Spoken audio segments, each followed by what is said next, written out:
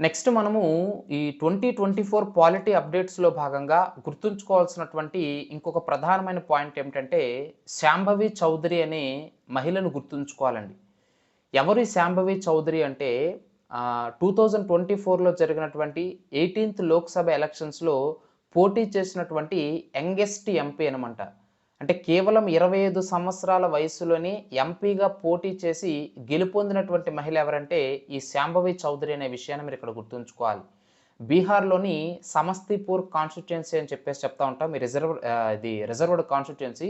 So, ఆ బీహార్‌లో ఉన్నటువంటి సమస్తీపూర్ కాన్స్టిట్యుయెన్సీ, సమస్తీపూర్ నియోజకవర్గం నుంచి లోక్ జనశక్తి పార్టీ నుంచి పోటీ చేసి ఈమె గెలవడం అనేది జరిగిందండి. సో, లోక్ జనశక్తి పార్టీ అంటే మీకు తెలుసు, రామ్ విలాస్ పాస్వాన్ స్థాపించడం అనేది జరిగింది. ఎక్కడ ఇప్పుడు 2000 సంవత్సరంలో జనతాదళ్ పార్టీ నుంచి విడిపోయి రామ్ విలాస్ పాస్వాన్ కొత్తగా పార్టీ పెట్టడం అనేది జరిగింది. అదే లోక్ జనశక్తి పార్టీ.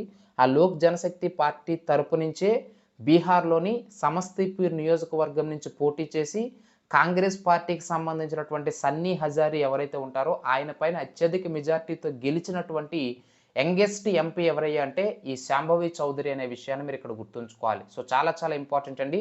యంగెస్ట్ ఎంపీ ఆఫ్ 18థ్ లోక్‌సభ ఎలక్షన్స్ ఎవరయ్యా అంటే శాంభవి చౌదరి అనే విషయాన్ని మీరు ఇక్కడ గుర్తుంచుకోవాలి.